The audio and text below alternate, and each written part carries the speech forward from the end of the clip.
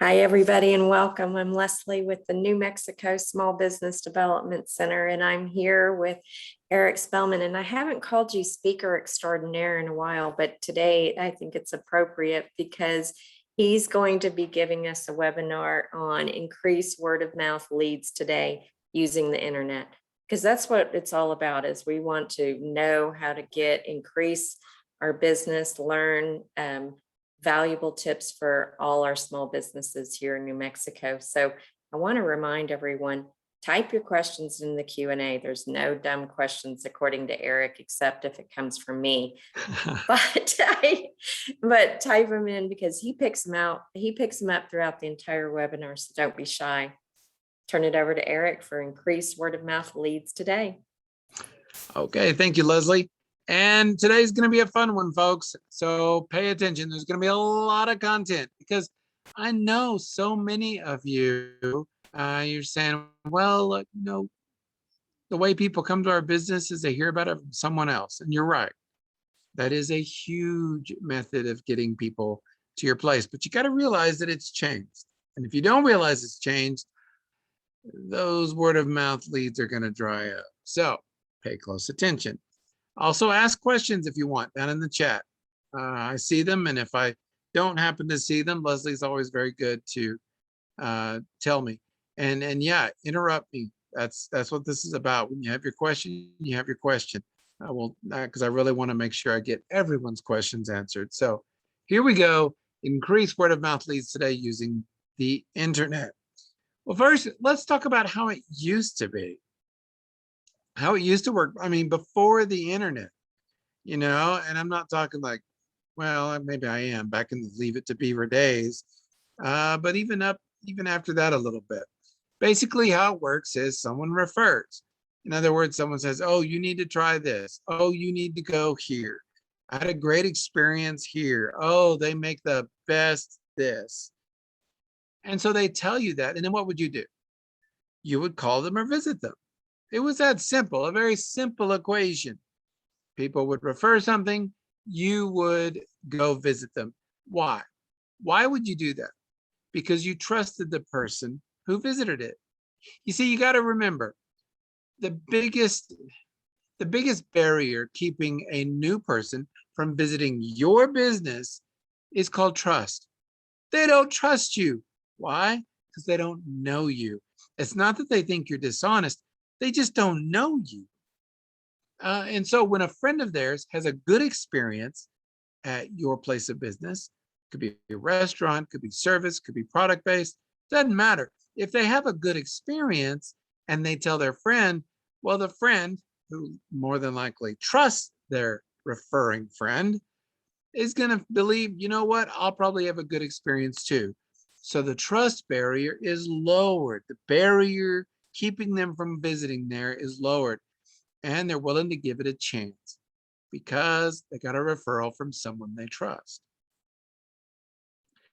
And so basically that's what people do. That's what people did before the internet. Rinse and repeat over and over and over. And a word of mouth would spread and a business would do well, primarily because they got good referrals. Well, things and times have changed.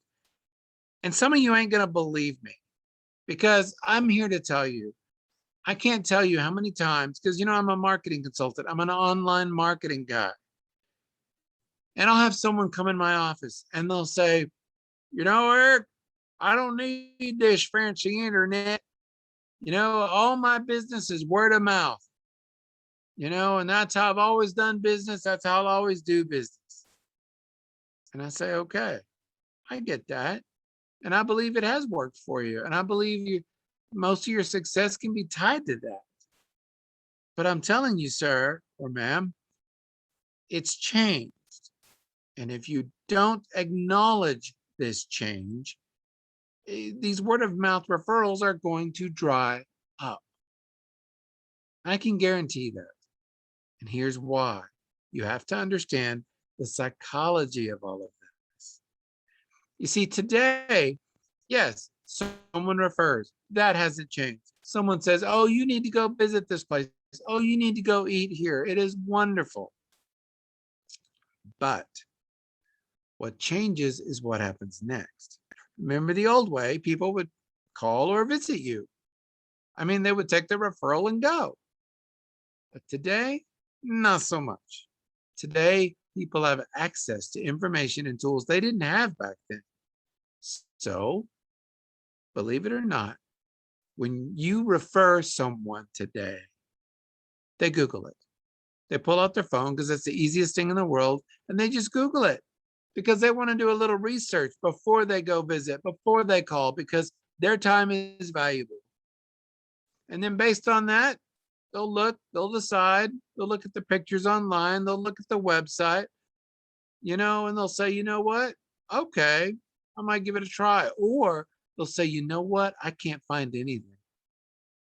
I know Fred referred them, but they're not online. Or even worse, yeah, they're online, but they look like their website was built looks like their website was built by a 12-year-old. Or the pictures of food are so ugly, I would never eat there. I mean, you got to realize that the internet now plays a piece because it's just an easy way to learn a little bit about a business before you visit it. And then after you evaluate, you call or visit. And by evaluate, I mean, it's not just looking at the website. It's not just looking at the pictures. It's also looking at the reviews. I mean, when you Google a business, guess what comes up? Reviews. And a lot of times people are going to look through the first page of reviews and just see if other people had good experiences or not. Now, some of you are getting a little nervous right now. Some of you are sweating right now because you know good and well, y'all don't have good reviews. We're going to talk about that, okay? Some of you know that if you Google your business name, you don't even come up. There's ways around that too.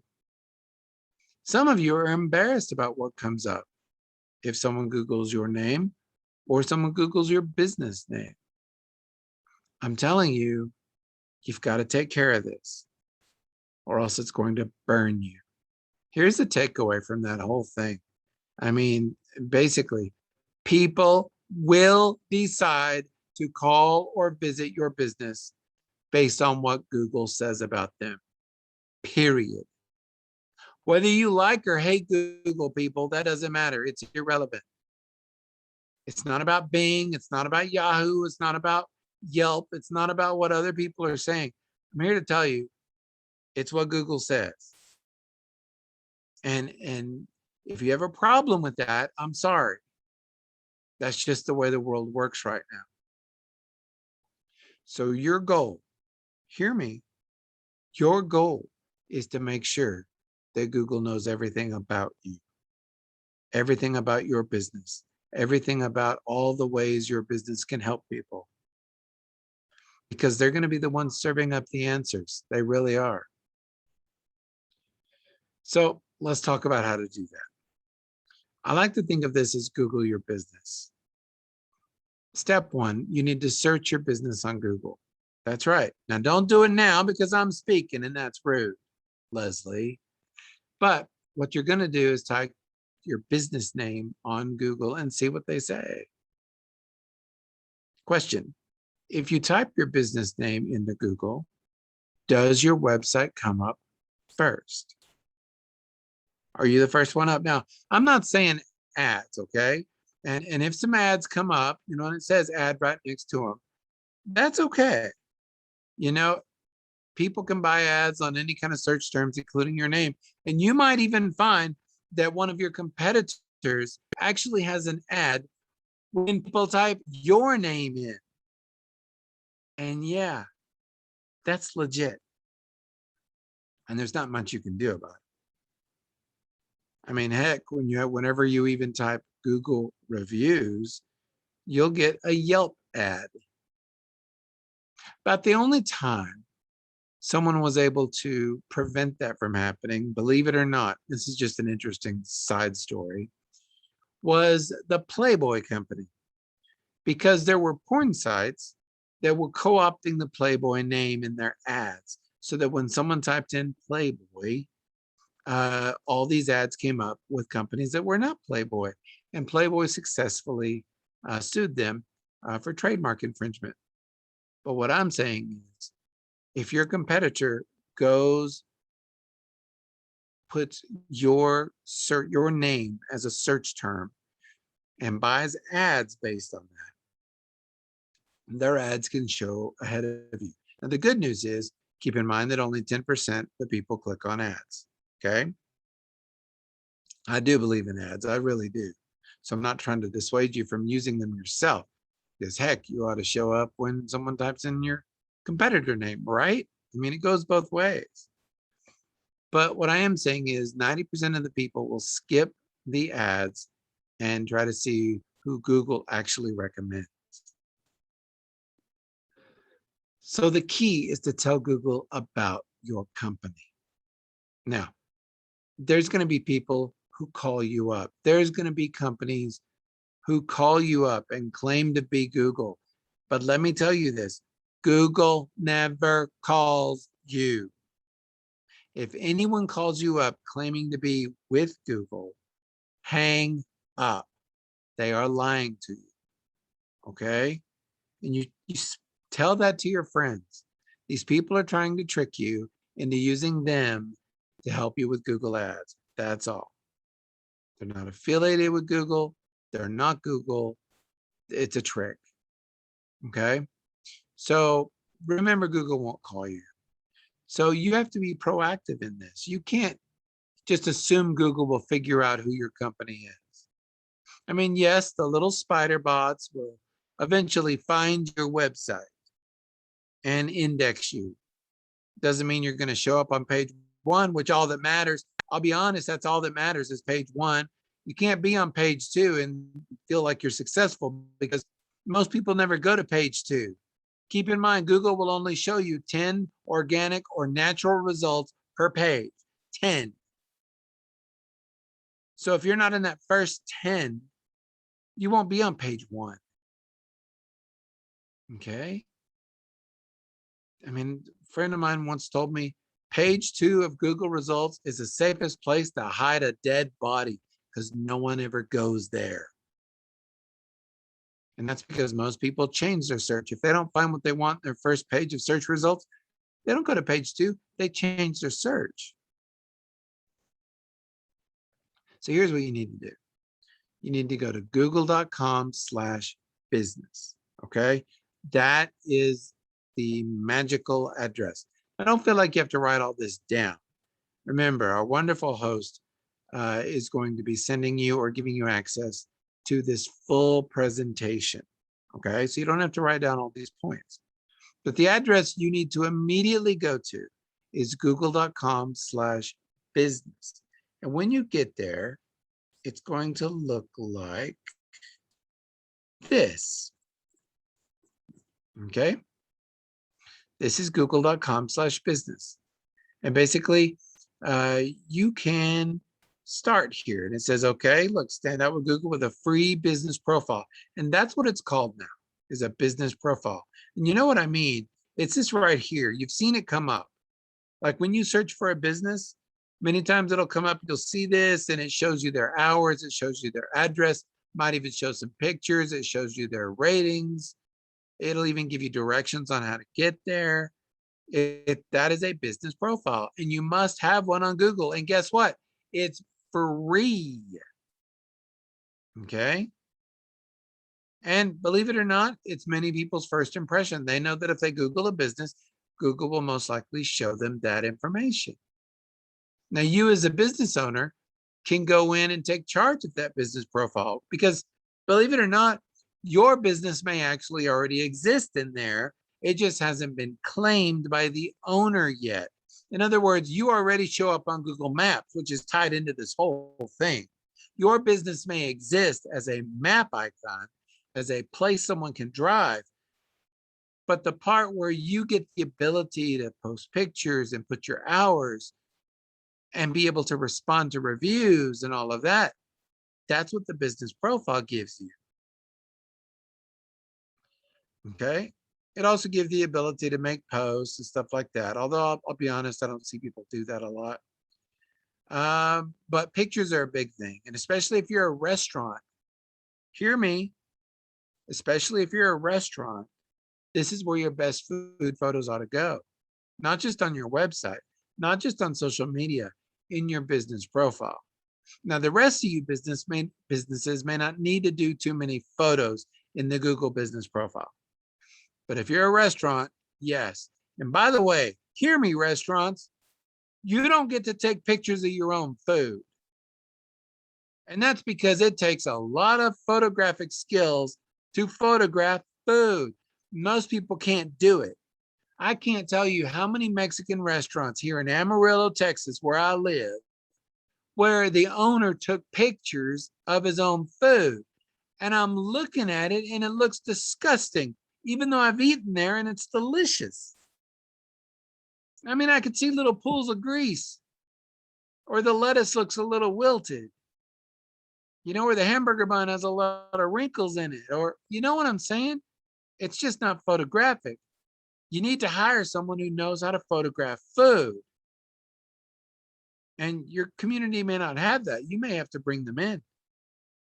Most of the best food photographs, what they're showing you aren't even actual food. But I digress. Just understand that photos are the most important thing if you're a restaurant or you sell food. So photos are another way of doing that. Of course, you can also tie in apps that allow people to order that food as well, directly from there. You can list products, offer your services, but it also shows you how people are finding you. It gives you the ability to see how people are finding you. And guess what? It'll even tell you what keyword search terms your business is showing up for.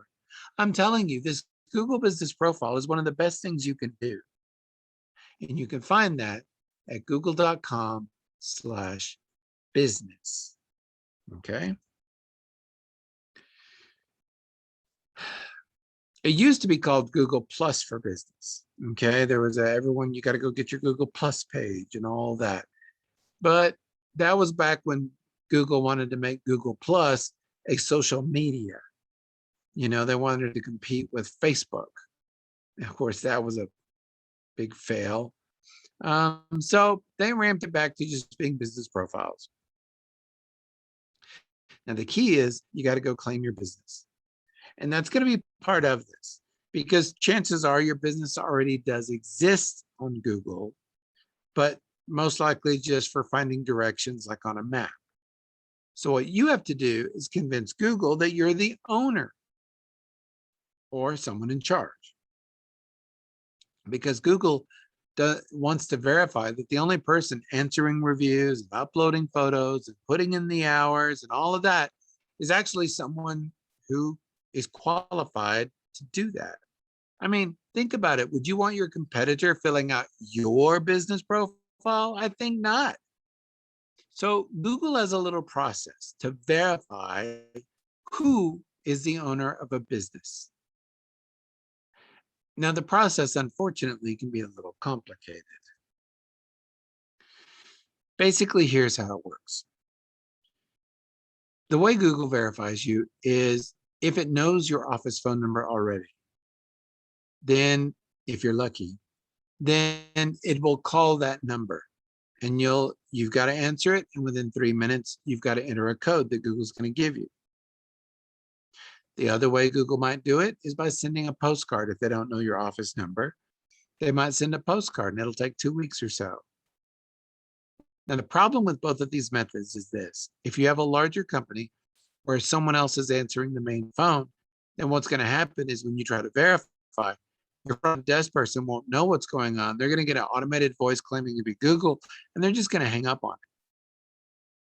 Or if they send you the postcard, trust me, I've seen these postcards and they look spammy. If you don't know what you're looking for, you may accidentally throw it away.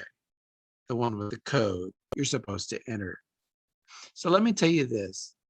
Google realizes that wasn't a surefire way to verify businesses. So they came up with another way. And the way they came up with is they decided that there was a group of people on this planet who were objective enough to be able to verify on Google's behalf who the owner of a business is. And can you guess who that group is? That's right. It's the Association of Small Business Development Centers. Okay, ASBDC. And the ASBDC is made up of a whole bunch of what? SBDCs, the wonderful hosts and sponsors of the videos. So what I'm saying is this: if you want to speed this process up, which you must do, hear me, even before you make a website, you must do this because it's going to be the first impression people have of your business. Call your local SBDC, call Leslie, call one in your town, and say you need to get your business verified, because they get a special app on their phone no one else gets, where they can just basically with one button verify that it's you.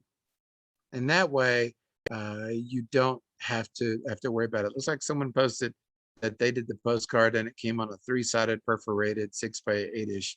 Yeah, they're always changing it up. I swear, they're always changing it up. And so that little postcard thing is, just be careful. It's easier if you just get someone with one button and it's done, one and done. And that's where the SBDC comes in. They are great with this kind of stuff. Okay. They, like I said, they have a special app where they can just approve you. So I'm here to tell you, if you've never had a meeting with an SBDC counselor, this is a perfect reason to have that meeting. Even if you think you don't need advice on your business, even if your business is established and you think everything's going well, to do this one piece, I recommend getting that meeting. But let me tell you, when you're in that meeting, you ought to hear the other programs they offer. You ought to hear the other advice they have, because these people are the most qualified in the world to help you start, grow, expand your business. Okay. So, like I said, you need to get used to Googling yourself. Okay. And yeah, chuckle, chuckle. You need to do this on a regular basis. You need to search your name, not just your business name, but your personal name on Google. Do you even know what comes up when you search your name on Google? When you search your business name on Google? I'll be honest. If your website doesn't come up as the #1 natural organic result for your business name, there's a problem.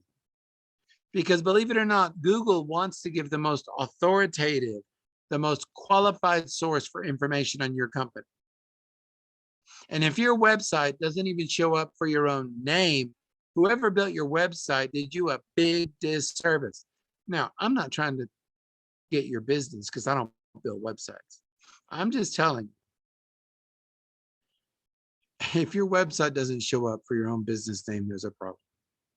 Okay. Or if someone else's does, there's also a bigger problem.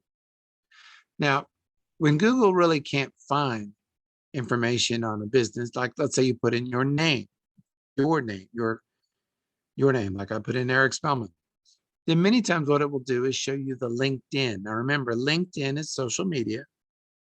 LinkedIn is kind of where you can put your resume or your vita, if you will, information about you.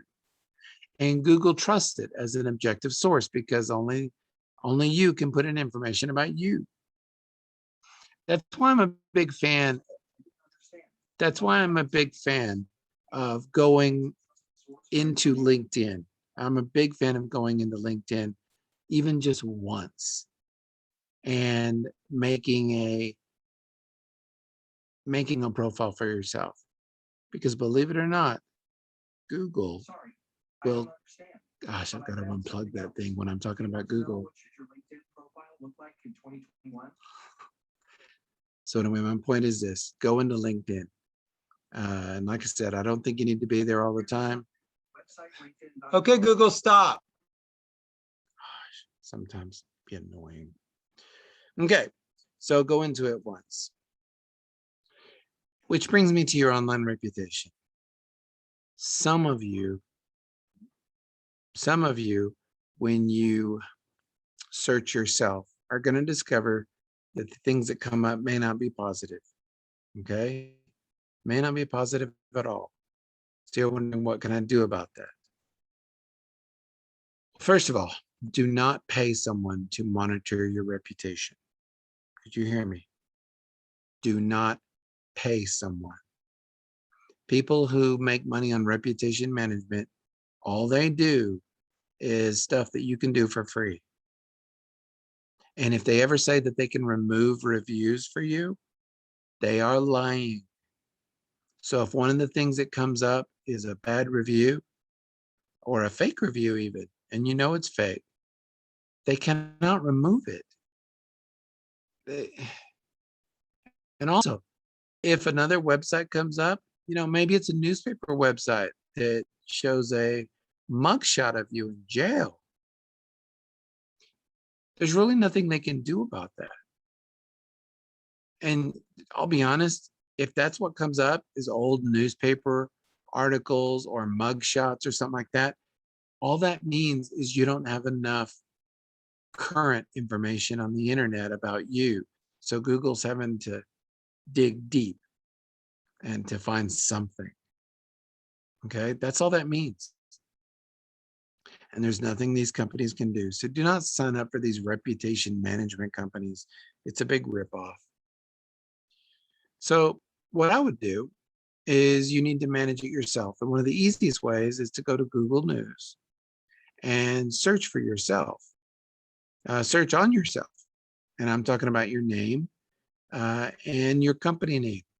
Because in that particular part of Google, and when you go there, and you can just Google it, Google News, it'll come right up.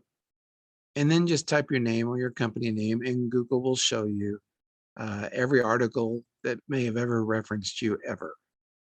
See if there's anything negative that comes up. Now, I'm not saying you can get that removed, but I'm saying you at least need to know about it. Then, and you're going to laugh when I tell you this, but the best thing you can do is to type your name and then also do one with your company name and simply add the word sucks at the end.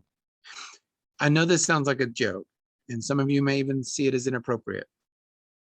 But what I'm telling you is that is the #1 word used when people have a problem with you or your company.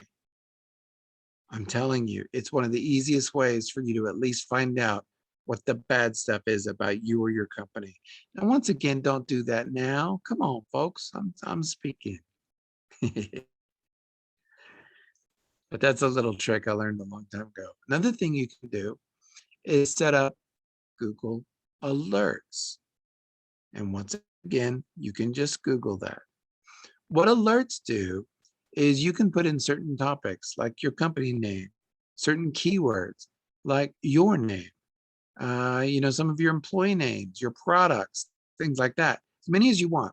And what'll happen is when Google finds something new on that subject, its little spider bots are looking everywhere. When it finds something new with that keyword in it, guess what? You're going to get an email from Google and it'll say, hey, we just discovered this article here, or this website referenced you, or something like that. It's the coolest thing in the world. I use it all the time. And yes, I can't believe I'm going to say this. You can also put in as one of the search terms under alerts, your competitors. It's kind of a cool way to spy on your competitors. It really is. In fact, you'll probably find out things about them before they even do. So I really love Google Alerts. The next thing you need to know is, are you mobile friendly? Now, this is important because think about it. When someone refers you, if someone says, oh, you ought to eat at this restaurant, what are you going to do? You're going to pull out your phone and what? You're going to see what comes up. In other words, the first impression people are going to have is on their mobile phones. So my question is, if they just happen to go to your website, is your website mobile friendly? Now, what do I mean by that? Okay. There can be no horizontal scrolling. In other words, left and right. I shouldn't have to scroll left and right to read anything on your website. Yeah, I understand scrolling up and down, but not left and right.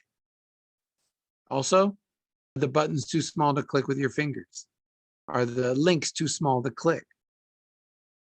And finally, no zooming necessary. I should be able to read every word on your website on my mobile phone without having to zoom in. You know what I mean. Shouldn't have to do that. And that is Google's definition of mobile friendly.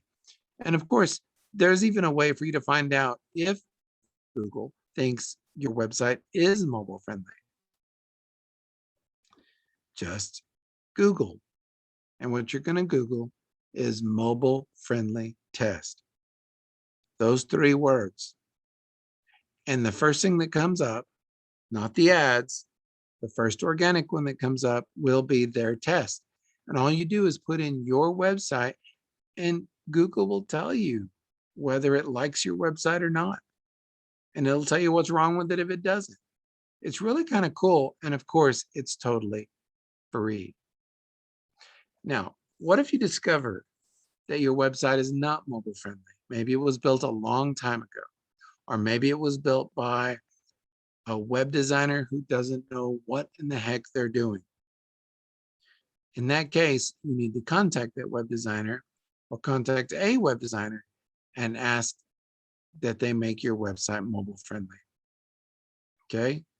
It's got to be. You got to realize that the majority of people looking at you, the majority of people looking at your website online are doing it on their phone. And if they have to scroll left and right, if they have to zoom in to read it because the text is so small, if they can't click on the buttons with their fat fingers, then trust me, you're not going to show up well in Google either. It is one of the big tests that Google gives. And the next thing you need to consider when it comes to referrals is social media. Okay? Social media, if done correctly, can be one of the best ways for you to receive referrals. Because a lot of times people will look you up on social media. They will look for you. They will look for your company name. And remember, if they look for your company name, your company needs to have what? A page. Remember, when you log into Facebook, you log in as a personal account. That's how anyone gets into Facebook. They have to create a personal account. And a personal account always, hear me, always has to be a person, not a company. So if you're just starting out and you're not even on Facebook, then you need to create a personal account. Once you create a personal account, then you have the ability to create a business page. Now, a business page, the difference between a personal account and a business page are simple. A personal account, your followers are called friends. A business page, they're called either followers or likes. Okay? The other difference is a personal account can only have 5,000 friends. You max out at 5,000. I mean, technically, there's no way anyone has more than 5,000 actual friends. Maybe acquaintances, but not friends. So they draw the line. But on a business page, you have no such limitation. So here's what I'm telling you. If you're like, I only want to get on Facebook for my business, and you go in and create an account, but you make the account for your business instead of you, if Facebook finds out you're doing that, they will cancel your account. Accounts have to be people. Businesses must be business pages. I don't care if all you do is create a Facebook account just to create your Facebook page. You don't have to tell Facebook everything. I'm just saying, and you don't even have to like Facebook, but if your business doesn't show up on Facebook, it's going to be one of those things people wonder, what are they trying to hide? You know, why does that company not exist? Are they some fly by night? Are they something shady? Now, whenever you make a post on your business page, a lot of people, there's different ways for people to react. One of them is for them to like a post, and that's okay.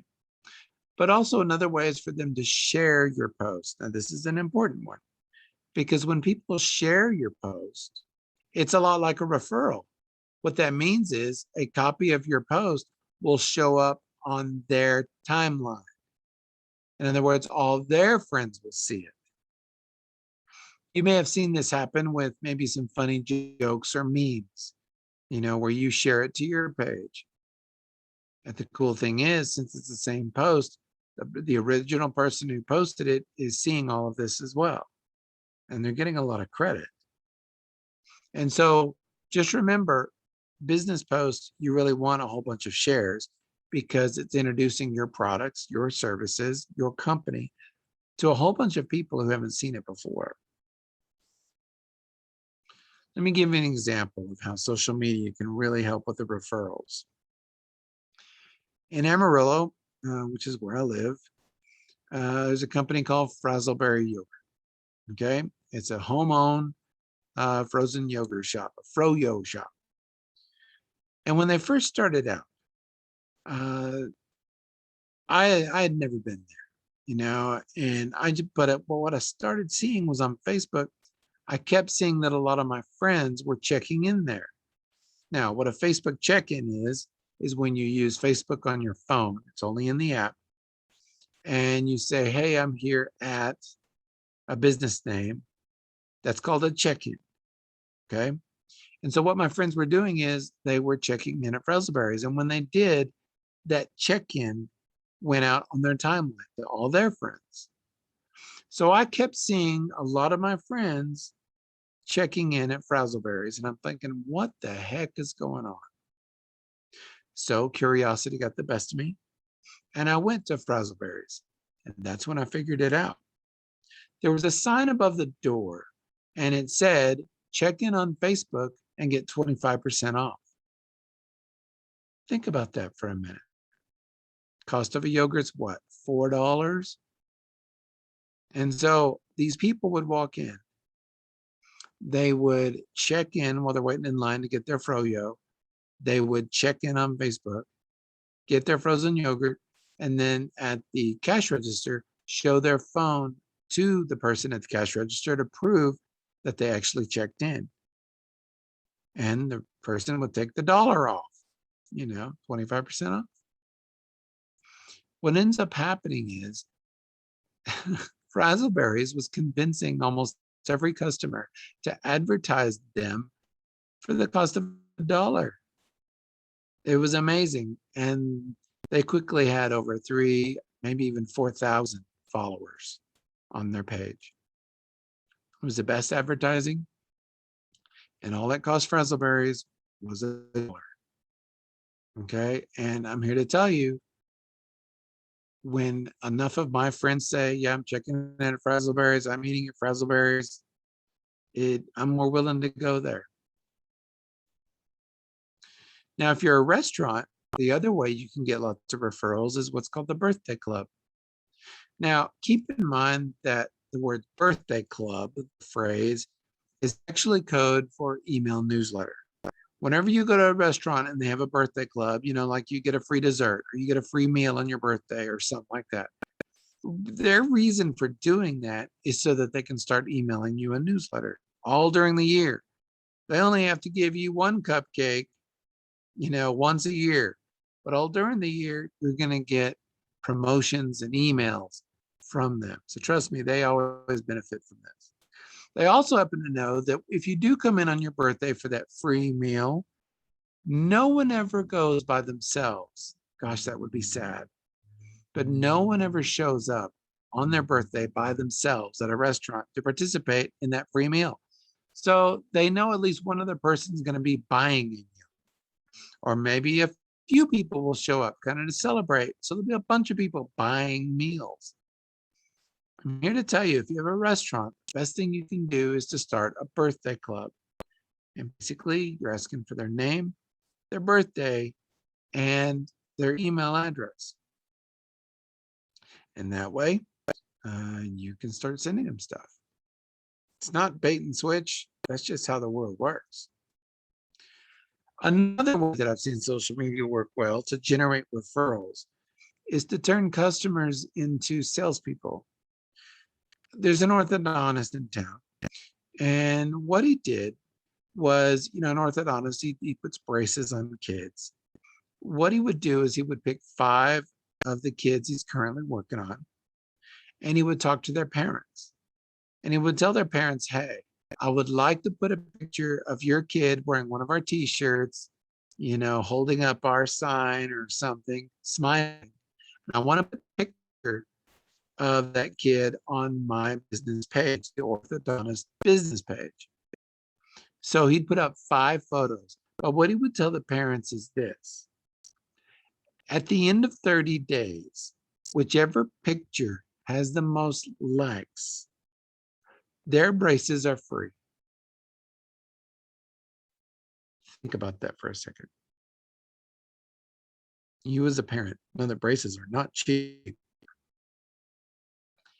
And so what this orthodontist was doing was he created a contest. Now, what would these parents do? Trust me, these parents would start telling all their friends to what? Go vote for their kid. Go like that picture on the orthodontist business page. And tell me this, who are parents friends with? Other parents. So all of a sudden, these parents are now really hyping an orthodontist to other parents. And he would only do this like once every 3 months. And basically, for the price of 1 set of braces, he was getting a whole bunch more customers every 3 months. Works out quite well for him. Now, I've also seen an example of a dress shop, how they got referrals. The dress shop, it's kind of a similar model, just not braces. So the dress shop would go out and find 5 of the most social women they knew. Okay. And by social, I don't mean like on social media. I meant like, 5 key people in their community, who really knew people, and had a voice and were very willing to share their opinions. And so this dress shop would pick these 5 women, and then the dress shop would say, hey, pick any dress in here out, and I want to take a picture of you in it. And whichever picture at the end of 15 days, 30 days, has the most likes, you get to keep that dress, and you get a $500 gift card to my shop. And what do these women do? Of course, these social women who have lots of friends are going to what? Go out and get as many people as possible, usually other women, to go like this page, to go like this photo on the dress shop's business page. Think about it. It's pretty brilliant. Another option you can do is you can hire an influencer. You might have heard of influencers on social media. An influencer is someone who's very popular on social media. They have a ton of followers usually. And so a lot of people trust them, like them, follow them, enjoy every post that they make. If you hire an influencer, then an influencer might promote your product, thereby giving you access to his or her audience. Now you got to be careful with this. A lot of people wonder, why do influencers get all this free gear? It's because these companies are hoping that those influencers will promote that gear or show it off even in one of their posts to millions of people. I'm telling you, it's a big business, and a lot of these influencers make a lot of money, and they actually have sponsors. Some even have sponsors who will pay them maybe $15,000 a month. And as part of that, they got to just wear a watch, wear a headband, talk about their products in some positive way. A lot of these social media influencers are being paid to do so, or they're getting free stuff out of it. So if you have a lot of followers, you can be an influencer, start getting a lot of free stuff. I got some free software that way once with a lot of my videos that I was doing. Companies would start sending me free software, hoping that I would do a review on it. But like I said, it can go further than that. And you can actually be sponsored by some of these. So you might even consider hiring an influencer or maybe giving a free product to someone in your community who's extremely popular on social media. Okay, let's see. Okay. There's also some low-tech methods that you can use. Don't even require the internet. So let me talk about that for a second. You can make customers your evangelists with commission coupons. Now, let me give you how this works.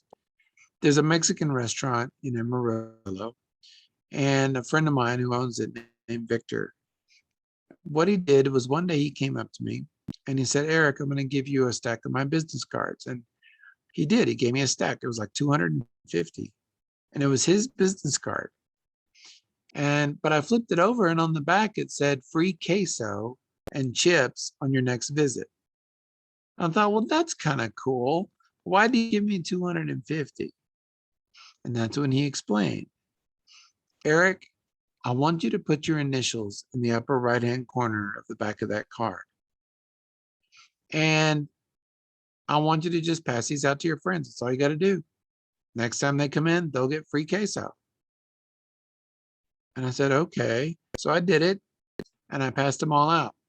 Well, about a week and a half later, I get a call from Victor, and Victor says, hey, Eric, I want to let you know I had 20 of those coupons show up this last week. Come on in, Eric, and I'll give you a free meal. So do you see what was going on? I was handing out these cards to my friends. My friends were taking these cards in. They were buying meals, just getting free queso. Think about it. They were still buying meals.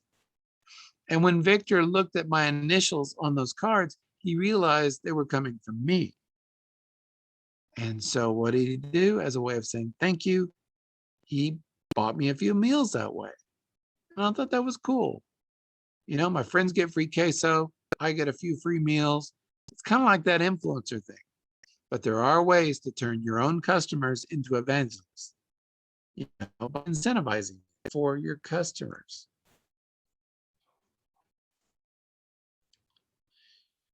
You know, you can also do gift bags. Now, you're probably thinking, Eric, that only happens in Hollywood.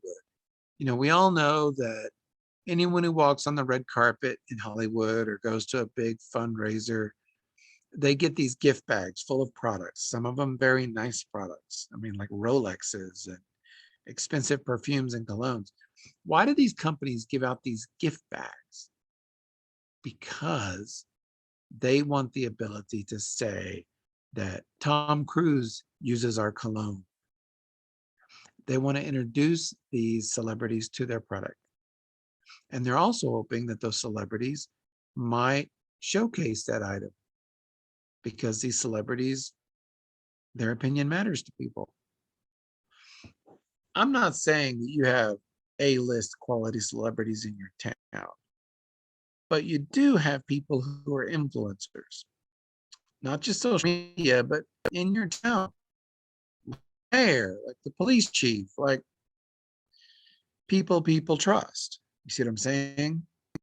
And so if you have a big nonprofit event, you definitely want to make sure that your company is a part of whatever's in the gift bag. Now, the gift bag could simply contain a free meal, because the more famous people you can get into your place, by famous, I mean maybe famous locally, the more likely you are to have a whole bunch of referrals from that. And you might even be able to get a picture that you can post, put on your wall. How many restaurants have you been to where you've seen pictures with famous people there? Why do those restaurants post pictures with famous people? Because it makes you feel like that restaurant is good. Like, look, wow, Sylvester Stallone ate here. Nicole Kidman ate here. It actually makes you feel like, wow, it might be a good restaurant. And it's only because they're coattailing on the back of a celebrity. But like I said, the celebrities can be They can be someone from your community that's known in your community. You can also host nonprofit events at your store or your restaurant. Host them, because that's a great way of getting a whole bunch of new people in. So I highly recommend whatever your big nonprofit activity in your town is, get involved with that. Offer to be the venue, and maybe just charge them cost for food, or if you can, donate it. Get you lots of promotion and a lot of new people in. And if you're a store, you have space to pull off a nonprofit event, it gets people into your store. Maybe they can see some outfits or products or whatever it is. Now, there are some big no-nos.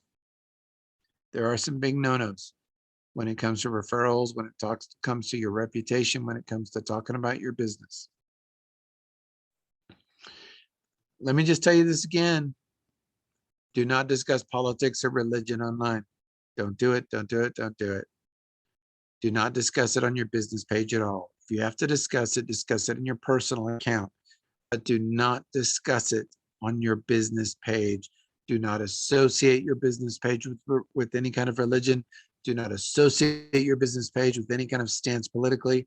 And let me just add something to that. Keep all discussion of mask or anti-mask or vax or anti-vax off of your business page. It will just burn you.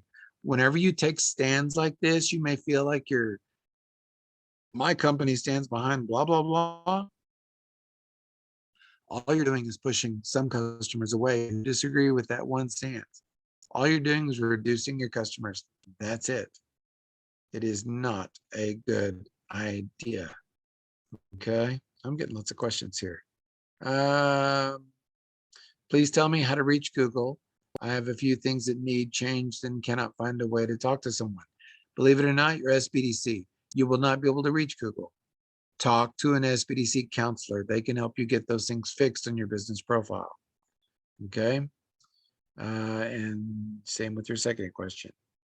So yeah, talk to your SBDC counselor. If there's something wrong on your profile, they can get it fixed quickly. Let's see, if you attend a conference or a summit, can you post on your LinkedIn or business Facebook a question you asked and brought special interest to the audience? Mention you asked a question. Yeah, okay, sure.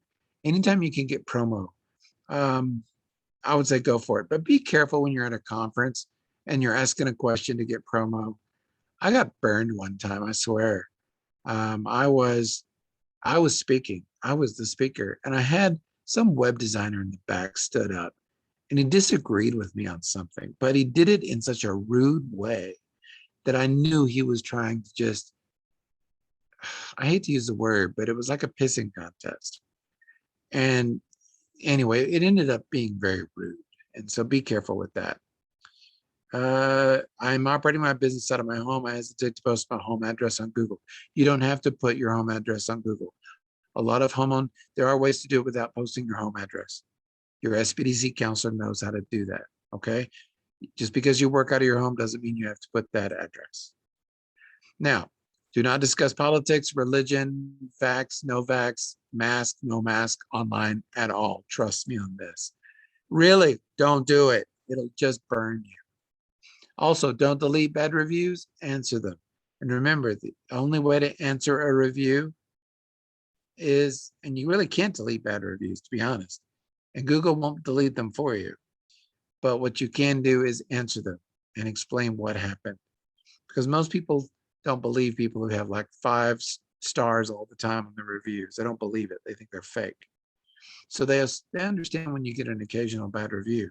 But as a business owner, just answer it. Say, I'm so sorry you had that experience. That's not how we operate. Please reach out to me directly and I'll see what we can do. See, people like that kind of response on a review. And also don't buy followers. There are shady companies out there who will sell followers for your business page. But remember, none of these people will ever do business with you. So the only kind of people who buy followers are people who want to brag about how many followers they have. because these are fake followers.